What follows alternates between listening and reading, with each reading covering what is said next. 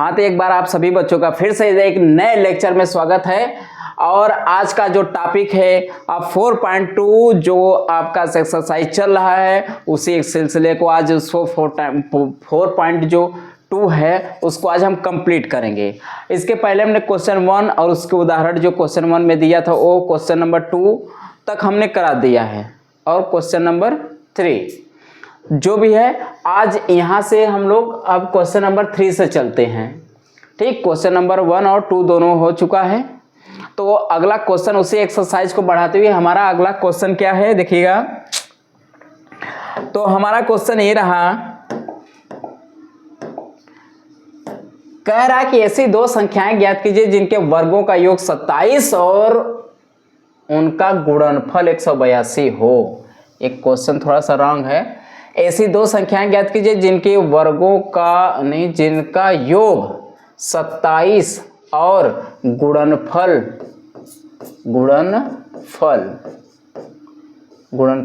182 हो।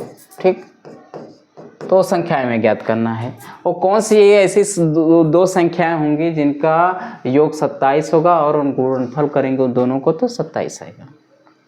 यानी दो संख्याएं बतानी है जिनका योग 27 और गुणनफल 182 है। तो हमें नहीं पता है तो मान लेते हैं सॉल्यूशन जब करेंगे तो सॉल्यूशन करते समय हम मानेंगे कि माना पहली संख्या बराबर में x मान लेते हैं, तब दूसरी संख्या क्या हो जाएगी जी? तब दूसरी संख्या हम जानते हैं कि दोनों संख्याओं का योग 27 है। तो उसमें से अगर मान लीजिए दो व्यक्ति किसी पैसे को मिलाकर 50 रुपये तैयार करते हैं, अगर उसमें से एक व्यक्ति 10 रुपये जमा करता है तो दूसरा व्यक्ति क्या होगा 40 रुपये जमा करेगा, क्योंकि दोनों का योग 50 है। तो जो व्यक्ति पहला 10 पे अपना पूरे टोटल 50 में से 10 निकाल लेगा तो जो बचेगा दूसरे व्यक्ति का। इसी तरह यहाँ पर उनका योग 27 है तो वो ये जो पहला अपना निकाल लेगा 27 में तो जो बचेगा वो किसका होगा? दूसरे का होगा। ठीक है, अब हमें पहली और दूसरी संख्या पता हो गया। अब इसमें बोला है प्रश्नानुसार चलेंगे, प्रश्नानुसार यानी प्रश्न के अनुसार चलेंगे। प्रश्न कह रहा है कि उनका गुणनफल 182 हो। तो हमें तो दो पता हो गया कि ये है कि वो है। अब इन दोनों का गुणा करते हैं और किसके बराबर करते हैं? 182 के। तो हमें पता है इनका गुणनफल 182 है। तो यक्स गुणे में क्या हो जाएगा? 27 माइनस यक्स, अब बराबर में इसी के कर दे 182 के। ठीक, तो इसको सॉल्यूशन करिए। थोड़ा सा इसको हम इस साइड ले लेते हैं। ठीक, तो यक्स का अंदर गुणा करिए इसका तो हो जाएगा क्या? 27 यक्स और माइनस में हो जाएगा यक्स स्क्वायर, बराबर में हो जाएगा 182। सबको इधर ले जाइए तो इधर बराबर में 0 बचेगा और इधर ये माइनस तो इधर आके क्या हो जाएगा? प्लस में, और ये प्लस में तो इधर आके क्या हो जाएगा? माइनस में, और प्लस में इधर 182 तो है। और जो बराबर हम इधर दे रहे हैं उस बराबर को हम इक्वल को इसको इधर भी लिख सकते हैं, हमें कोई दिक्कत परेशानी नहीं है। तो हमारे पास एक द्विघात समीकरण बन गया। तो द्विघात समीकरण को हल करने के लिए अभी तक जितनी भी समस्याएं उत्पन्न हुई, क्वेश्चन उत्पन्न हुए, सब पे द्विघात समीकरण लगा है। और द्विघात समीकरण करने के लिए हम पहले ही बता चुके हैं। अब हमें दो संख्या चूज करना है क्योंकि आगे कोई टर्म है नहीं, तो ऐसी दो संख्याएं चूज करना है कि उनका गुणनफल कितना हो जाए? 182। यानी हम 182 को चूज करेंगे। ठीक, तो 182 है तो इसको दो फैक्टर करिए। अब ऐसा फैक्टर करिए कि गुणा करने पर 182 आए, जोड़े घटाएं तो बीच वाला नंबर 27 होना चाहिए। तो अगर हम मान लेते हैं 14 और 13 कितना हो जाएगा जी? 27। अच्छा, गुणा करके देख लीजिए, 4 3 7 और 1 1 2, यानी जोड़ने पे तो 27 आ गया। अब क्या गुणा करने पे 182 देता है? तो 4 3 12 का 2, 3 1 3 1 4,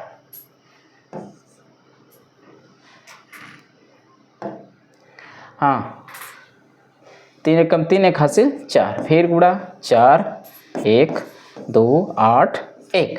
आ गया 82। यानी हम इस 182 को दो नंबरों में तोड़ सकते हैं। किस नंबर में तोड़ सकते हैं? 14 प्लस में 13, बाहर क्या रहेगा? यक्स प्लस में 182 बराबर में 0। अब इस यक्स का अंदर मल्टीप्लाई कर लीजिए।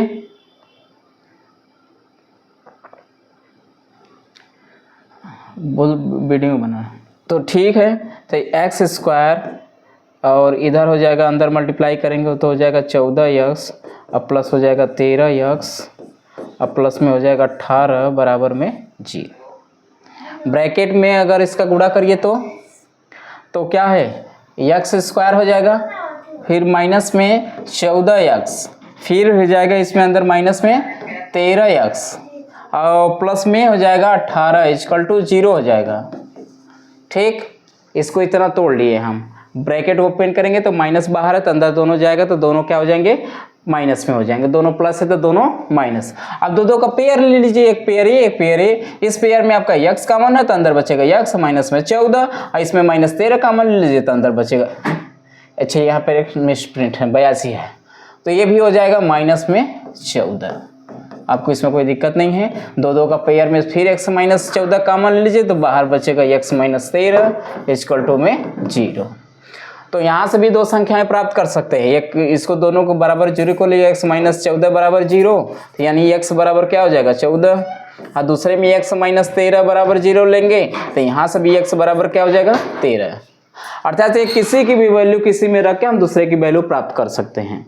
अब इन दोनों वैल्यू प्लस दोनों वैल्यू पॉसिबल है तो हम दोनों में से किसी एक वैल्यू को रख कर दूसरे की वैल्यू हम प्राप्त कर सकते हैं। तो मान लेते हैं हम इसी 13 को रखते हैं। तो पहली संख्या हम माने थे क्या? पहली संख्या माने थे क्या? x। तो x की वैल्यू कितनी आ गई? 13। तो यहाँ पर x का मान कितना हो जाएगा? 13। और यहाँ से x 27 अब माइनस में x की जगह क्या रखेंगे? 13। तो 13 इसमें से घटाएंगे तो कितना हो जाएगा? 14 बचेगा।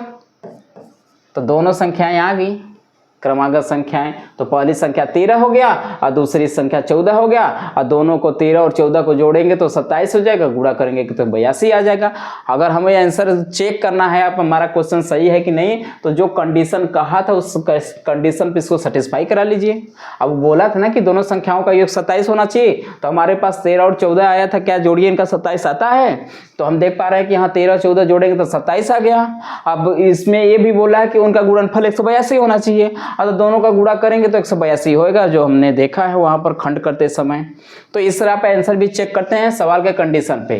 तो हमें कह रहा है कि ऐसी दो संख्याएं ज्ञात कीजिए जिनके योग 27 और गुणनफल 182 हो, और इस तरह हम सोल्यूशन इसका प्राप्त कर सके हैं। अब इस क्वेश्चन का नोट करिए, चलते हैं अगले क्वेश्चन पे। चलिए अगला क्वेश्चन सभी हो, आई होप कि सभी लोग नोट कर लिए होंगे। नोट नहीं करना है तो स्क्रीनशॉट लेके आराम से बाद में आप नोट कर सकते हैं। चलिए इसका अगला क्वेश्चन है, चौथा क्वेश्चन है, दो क्रमागत धन पूर्णांकों का ज्ञात कीजिए जिनके वर्गों का योग 365 है। यानी ऐसे दो क्रमागत संख्याएं धन पूर्णांकों भी होना चाहिए। तो कह रहा कि अगर उनको वर्गों का योग 365 होना चाहिए, तो क्रमागत सबसे पहले चीज सुनेंगे कि क्रमागत क्या होता है। क्रमागत का मतलब होता है क्रम से। तो क्रम का मतलब कि कोई संख्या अगर एक है तो एक के बाद क्या आएगा? दो, दो के बाद तीन आएगी। तो ये सब क्या है? क्रम है। इसी को हम लोग कहते हैं क्रमागत संख्या। तो क्रमागत संख्या इसमें बोला है तो हम मान लेते हैं पहली क्रमागत संख्या। सोल्यूशन करते समय हम पहली क्रमागत संख्या क्या ले लेंगे जी? माना पहली क्रमागत संख्या, पहली क्रमागत संख्या बराबर में क्या ले लेते हैं? x ले लेते हैं। अब यहां पर थोड़ा सा बात सुनिएगा, जैसे अगर मान लेते हैं एक है तो इसके क्रम से अगला होना के लिए दो, तो यानी इसी में एक और जोड़ेंगे तब ना दो आएगा। ठीक, अब इसका अगला प्राप्त करने के लिए फिर इस संख्या में एक जोड़ देंगे तब इसका अगला 3 आ जाएगा। यानी क्रमागत में हमेशा उसमें उस टर्मों में एक जोड़ेंगे तो अगला टर्म प्राप्त होगा। इसे कहते हैं क्रमागत संख्या। ठीक है, आगे देखिएगा। माना पहली क्रमागत संख्या अगर x ले लेते हैं तो तो दूसरी संख्या क्या होगी, अब इसी में x जोड़ेंगे तब इसका अगला आएगा, तथा दूसरी क्रमागत संख्या, तथा दूसरी क्रमागत संख्या बराबर में क्या हो जाएगा, x प्लस में 1। ठीक, माना पहली क्रमागत संख्या x है तथा दूसरी क्रमागत संख्या क्या है, x प्लस 1 है। ठीक, तो अब इन्हीं दोनों के वर्गों का योग, यानी अब प्रश्नानुसार क्या चलेंगे, जब जो देखिएगा, माना दो क्रमागत धन पूर्णांक ज्ञात कीजिए और जिनके वर्गों का योग, यानी क्रमागत दो धन पूर्णांक हमने प्राप्त कर लिया है। अब इनके वर्गों का योग यानी इनका वर्ग करेंगे और इनका आपस में योग करेंगे, अब बराबर किसके कर देंगे, 365 का। तो यानी इनके वर्गों का योग, यानी पहले का वर्ग प्लस में दूसरे का वर्ग, और इनका योग का मतलब प्लस, दोनों संख्याओं के वर्गों का योग बराबर में कितना हो जाएगा जी, 365। ये दिया हुआ है तो एक्स स्क्वायर हो जाएगा, प्लस में इसका a प्लस बी का होल स्क्वायर पर तोड़िए, a square plus B square और प्लस में 2ab, a की जगह x और b की जगह 1 करेंगे तो गुणा करने पर उतना ही प्राप्त होगा। ठीक, अब बराबर में हो जाएगा 365, तो हो जाएगा x स्क्वायर मतलब के 2x स्क्वायर हो जाएगा।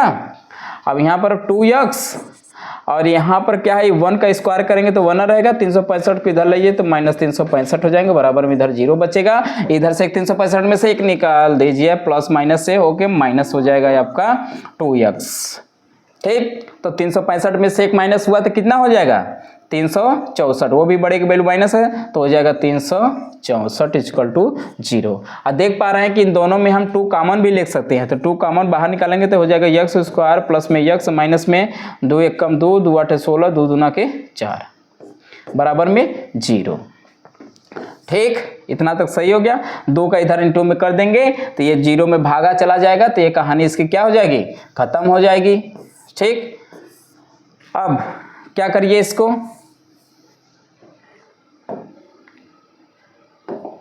ठीक, थोड़ा सा इसको हम मिनिमाइज करते हैं।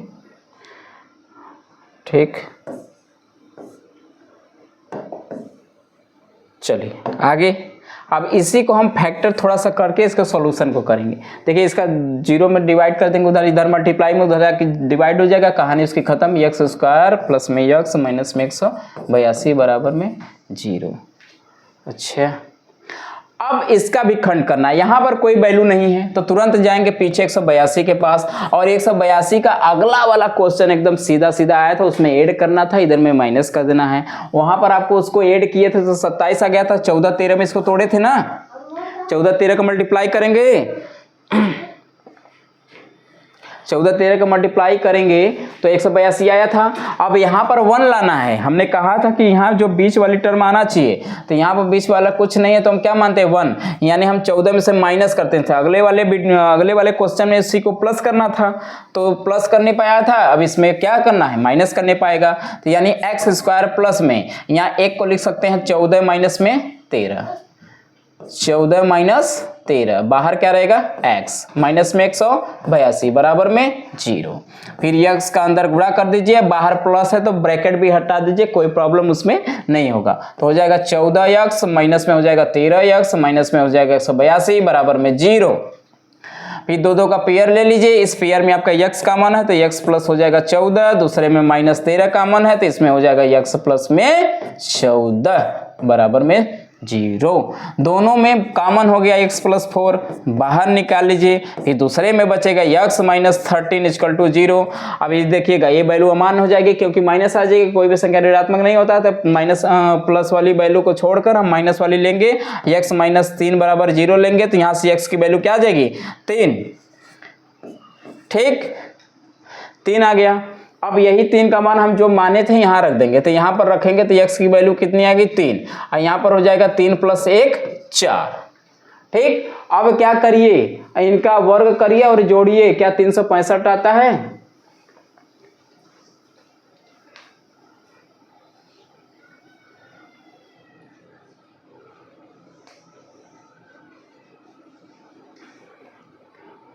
वर्गों का योग 365 है। ठीक, तो 3 आ गया। 3 नहीं, 13 मिस्टेक, सॉरी मिस्टेक आ गई, मिस्टेक 3 नहीं, यहाँ पर x माइनस 13 है बराबर 0, तो x बराबर कितना हो जाएगा 13। अब सही है वैल्यू। अब यहाँ पर x की वैल्यू कितनी आ गई 13। अब ये हम माने थे अपना जो क्वेश्चन में, तो यहाँ रख देंगे 13, x की जगह माने थे, x की वैल्यू आ गई 13। अब इसमें सेकेंड वाले नंबर में रखेंगे तो ये x प्लस 1 है, यानी 13 एक कितना हो जाएगा 14। आप अपने क्वेश्चन को सेटिस्फाई कर लीजिएगा, इनका दोनों का वर्ग करिएगा और दोनों को आपस में जोड़िएगा तो हमारा 365 आना चाहिए। अगर 65 आ गया 365 तो हमारा क्वेश्चन क्या है, सही है। ठीक है, तो आप इसको स्क्रीनशॉट लीजिए या अच्छे से नोट करिए। आई होप कि आप लोगों को समझ में आता होगा। ठीक, अगर जिस तरह के आपको सवालों में दिक्कत परेशानी होती है तो आप कमेंट करके उसको हम सॉल्यूशन कर सकते हैं। अगले वीडियो में उसको हम और बेटर करने की अपने तरफ से प्रयास करेंगे। इसलिए जहाँ चीज़ें आपको नहीं समझ में आती, जो नीचे आप वीडियो में कमेंट बॉक्स में कमेंट छोड़ सकते हैं, और जिस चैप्टर को आपको पढ़ना है उस चैप्टर को भी कमेंट बॉक्स में छोड़िए कि सर ये चैप्टर पढ़ाइए। एग्जाम में हमको नहीं आता है, किसी भी तरह के आपको समस्याएं हैं तो आप कमेंट करके आप उस समस्या को हमारे तक पहुंचा सकते हैं, और हम अपना खुद का प्रयास करेंगे कि आपकी समस्याएं को हम जितना हो सके उतना आप दूर कर सके। ठीक है, इस क्वेश्चन को नोट करिए, हम लोग पढ़ते हैं अपने अगले क्वेश्चन पे। चलिए अगला क्वेश्चन नोट करना है, नोट कर लीजिए। चलिए अगला क्वेश्चन 5वां आपका है, एक समकोण की ऊंचाई, यहाँ पर थोड़ा सा मिसप्रिंट है, यहाँ पर समकोण त्रिभुज कर लीजिए। एक समकोण त्रिभुज की ऊंचाई इसके आधार से 7 कम है, यदि कर्ण 13 है तो अन्य 2 भुजाएं ज्ञात कीजिए। अच्छा, बहुत सही बात बोला है। तो इसमें समकोण त्रिभुज है तो आप समकोण त्रिभुज बना लीजिए। ठीक, नामकरण कर लीजिए ए बी। आप अच्छे से फिगर बनाना है तो यहाँ से बनाइए। भैया ये सब सुविधाओं का लाभ लेना हम कब सीखेंगे, जब सुविधाएं हैं अच्छे से तो हम उसका इस्तेमाल करें। नामकरण कर लीजिए, ए है, बी है, सी है। ए हमको थोड़ा सा तिरछा दिखाई दे रहा है, सही है। अब कह रहा है एक समकोण की जो ऊंचाई है आधार से 7 कम है। अब हमने इस तरह के मानने वाले चीज़ों को बताया कि कैसे माना जाता है। अब इसमें बोला कि जो ऊंचाई है वो आधार से 7 कम है, इसका मतलब कम बेसी किसी जिसको कह रहा है उसको तो हम नहीं मानेंगे। हम मानेंगे जिससे वो तुलना कर रहा है उसको हम मान लेंगे यक्ष। तो आधार से तुलना कर रहा है तो आधार को यक्ष मान लेंगे, और कह रहा कि आधार से 7 कम है कौन, ऊंचाई। तो आधार यक्ष है तो यक्ष में से 7 माइनस कर लीजिए तो क्या बचेगी, ऊंचाई। और कह रहा इसका जो कर्ण है वह 13 है सेमी। अच्छा, तब इनकी दोनों भुजाएं ज्ञात कीजिए। हमें तो एक भुजा प्रॉपरली दिया हुआ है और 2 भुजाएं में एक्चुअल में वो भुजाएं श्योर नहीं है। तो इसके लिए हम एक पाइथागोरियस प्रमेय होता है जिसका हम इस्तेमाल यहाँ पर हम करेंगे, जिसको पाइथागोरियस थ्योरम करते हैं। और पाइथागोरियस थ्योरम से क्या होता है, कर्ण का स्क्वायर मतलब AC का स्क्वायर बराबर होता है क्या, AC का स्क्वायर बराबर होता है लंब का स्क्वायर यानी AB का स्क्वायर प्लस में BC का स्क्वायर। चलिए आगे हम मान लेंगे, यहाँ पर लिख लेंगे कि माना आधार यक्ष है। यहाँ पर आपको नोट करना होगा तो लिख लीजिएगा माना त्रिभुज, यानी जो भी होगा समकोण त्रिभुज, समकोण त्रिभुज का आधार x है, तब ऊंचाई कितनी हो जाएगी जी, x माइनस में 7। इसलिए लिखना होगा तो लिख लीजिएगा आपका। फिर अपने प्रश्नानुसार चलिएगा, पाइथागोरस ट्रिक अपना के। कर्ण दिया है 13 का स्क्वायर होगा, इधर AB मतलब AB क्या है, लंब है, यानी x माइनस 7 का होल स्क्वायर है, प्लस BC कितना है जी, x का होल स्क्वायर हो गया। इधर 13 का स्क्वायर करेंगे 69 हो जाएगा। इधर A square plus B square, A square plus B square का मतलब 49, फिर माइनस है 2, A की जगह x, B की जगह क्या है 7। ठीक, तो A square plus B square minus 2AB पर टूट गया, बगल में क्या है x स्क्वायर है। अब थोड़ा सा हम इसको क्या करेंगे, सॉल्यूशन करेंगे, एक्स स्क्वायर मिलकर कितना हो जाएगा 2x²। अब -7 दूना के 14x हो जाएगा, अब प्लस में 49 हो जाएगा। अब इस 69 को इधर लाइए तो इधर बराबर में 0 बचेगा, तो हो जाएगा क्या 2x² - 14x प्लस में 49, इधर आके माइनस हो जाएगा 69। इस जो बराबर 0 इधर हम लिख रहे हैं, आराम से इसको इधर लिख लीजिएगा, कोई दिक्कत नहीं।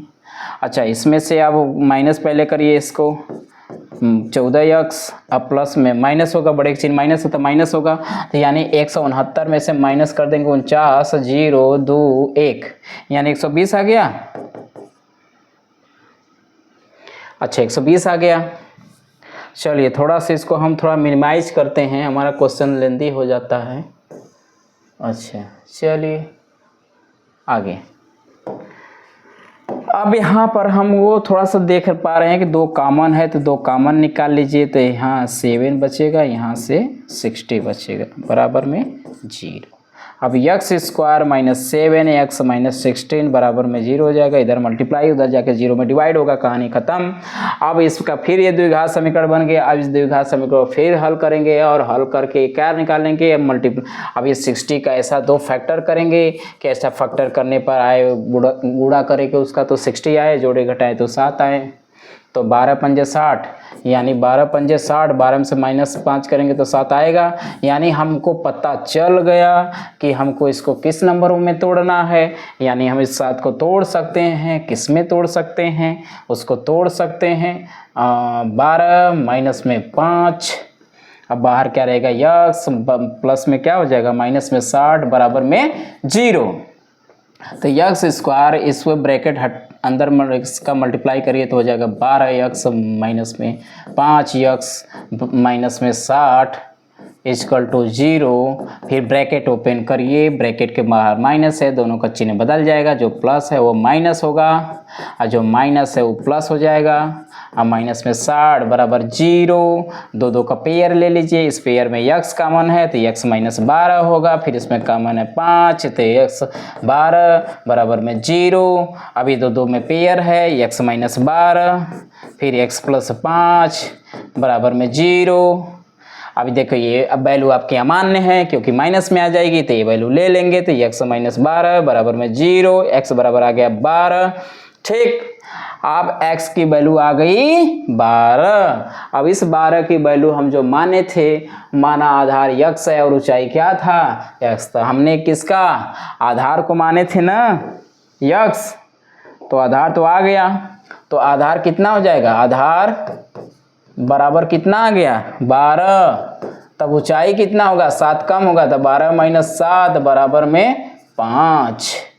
अतः तीनों भुजाएं मिल गई, तीनों भुजाएं क्या हो जाएगी, तीनों भुजाएं एक हो जाएगा भैया का 5, 12 और 13 तो हमें दिया था, 2 भुजा हमने प्राप्त किया। इस तरह आप किसी भी क्वेश्चन के इजीली आसान कर सकते हैं। चलिए नोट करिए। अब हम अपने इस एक्सरसाइज 4.2 के लास्ट क्वेश्चन पे चलते हैं और इसके आगे फिर हम अगले वीडियो में अगले क्वेश्चन को लेकर आएंगे। चलिए ठीक है, नोट करिए अगला क्वेश्चन। अच्छा, थोड़ा सा इसको हम ऊपर लेके चलेंगे, नहीं तो स्पेस बहुत कम हो जाएगा, और उस क्वेश्चन को थोड़ा सा छोटा कर दे, आप पढ़ लीजिए, उसके बाद क्वेश्चन को हम थोड़ा मिनिमाइज कर लेते हैं, छोटा कर लेते हैं। चलिए हो गया। चलिए इसमें करें, एक कुटीर उद्योग एक दिन में कुछ बर्तन का निर्माण करता है और एक विशेष दिन यह देखा गया कि प्रत्येक नग की जो निर्माण लागत है वह उस दिन के निर्माण किए गए बर्तनों की संख्या से दुगने से 3 अधिक है। यदि उस दिन की कुल निर्माण लागत 90 रुपये थी तो निर्मित बर्तनों की संख्या और प्रत्येक नग की लागत ज्ञात कीजिए। अब तुरंत सॉल्यूशन, चलिए अब क्वेश्चन अच्छे से पढ़ लीजिए, उसके बाद हम लोग क्वेश्चन पे चलते हैं, सॉल्यूशन पे। चलिए सॉल्यूशन देखते हैं। कह रहा है कुटीर उद्योग दिन में कुछ बर्तन हैं, तो मान लेते हैं एक दिन में निर्मित बर्तनों की संख्या, एक दिन में निर्मित बर्तनों की संख्या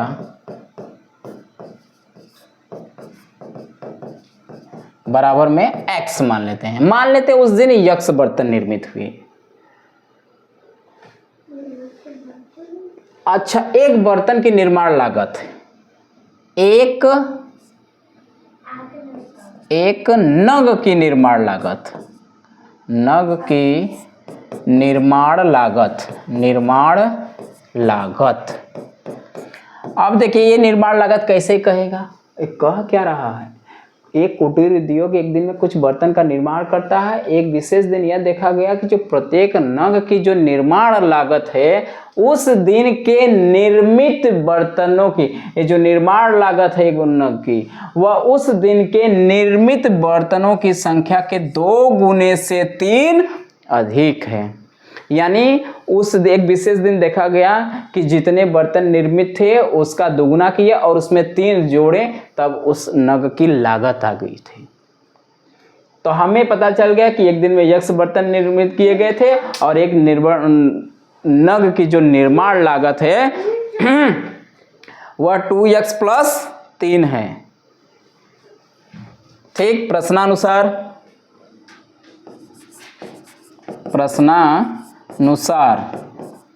प्रश्नानुसार चलेंगे।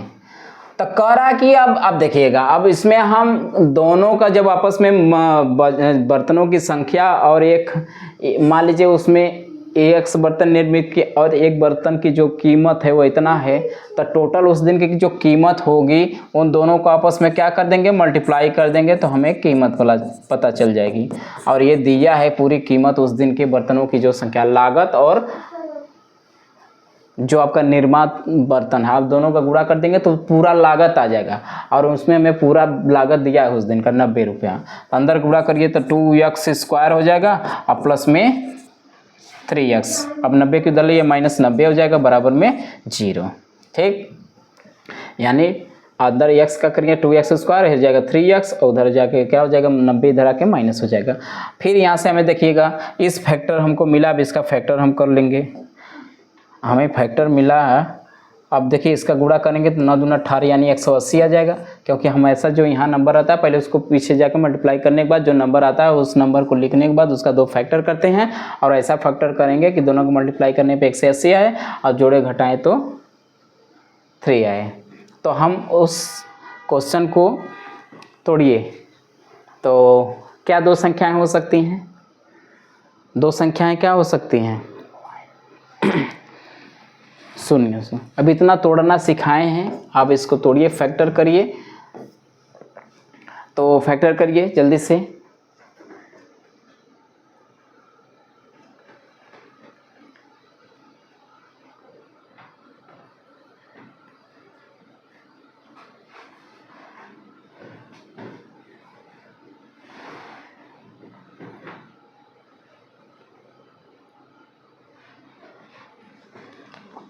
ठीक, तो फैक्टर करिए। तो फैक्टर करने के बाद देखिएगा हम क्या करेंगे, 12 15 90 15 6 90।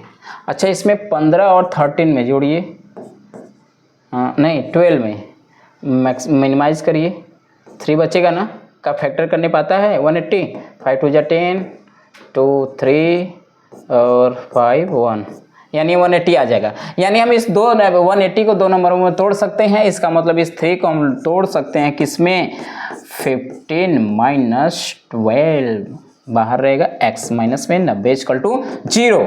अभी इस x² प्लस में इसका अंदर मल्टीप्लाई करिए, बाहर प्लस ब्रैकेट भी हटा दीजिए तो कोई प्रॉब्लम नहीं, बाहर गया 15x माइनस में 90 बराबर में 0। ठीक, चलिए आगे इसको तोड़िए, 2 का पेयर बना लीजिए। इस पेयर में आपका क्या कॉमन है, 2 कॉमन है, कुछ नहीं कॉमन है, केवल x कॉमन है। तो x कॉमन निकाल लेंगे तो अंदर बचेगा क्या, x² प्लस में 15। अब फिर दूसरे में क्या कॉमन है, -6 कॉमन है, तो -6 निकाल लेंगे तो ये प्लस में x हो जाएगा और ये माइनस भी क्या हो जाएगा, अब प्लस, अब 6 12 6 90, ठीक 15 आ जाएगा। अगर मान लीजिए अगर हम 6 से भाग करते हैं 90 में तो क्या हो जाएगा, एक बार में करिए तो हो जाएगा 6, 3 बचा 15 आया, तो यहाँ इसका मतलब बचेगा क्या 15 बराबर में 0। दो में पेयर में सेम है तो बाहर निकाल, ए स्क्वायर नहीं रहेगा मिसप्रिंट। चलिए हटाइए इसको यहाँ से, चलिए अब दोनों में कॉमन है x प्लस 15, ठीक। दूसरे में क्या हो जाएगा x माइनस 6 बराबर में 0। ये अमान्य है, माइनस में आ जाएगी तो प्लस वाली वैल्यू ले लेंगे, x माइनस 6 बराबर 0, x बराबर 6। तो यहाँ पर x की वैल्यू आ गई 6 और हम x की वैल्यू को ही कब से तलाश रहे थे और x की वैल्यू आ गई और इस x की वैल्यू जो माने थे वहां पर रख के हम एक दिन में निर्मित बर्तनों की संख्या और उसकी लागत प्राप्त कर सकते हैं। तो यहाँ पर एक दिन में निर्मित बर्तनों की संख्या है और x का माना गया 6, यानी उसमें 6 बर्तन निर्मित हुए थे उस दिन, और एक नग की जो निर्माण लागत है उस दिन के बर्तनों की संख्या के 2 गुने से 3 अधिक था। तो यहाँ x की वैल्यू 6 दूनी 12 3 15, यानी एक नग की जो निर्माण लागत है रुपये में वह है 15 रुपया और उसमें बर्तनों की निर्मित संख्या क्या है 6 है। तो इस तरह आपका इस जो सेशन है 4.2 आज कंप्लीट हुआ। अब फिर नेक्स्ट वीडियो में मिलेंगे एक अगले एक्सरसाइज में एक नए ऊर्जा और नए जोश के साथ। तब तक के लिए सभी लोगों को गुड नाइट।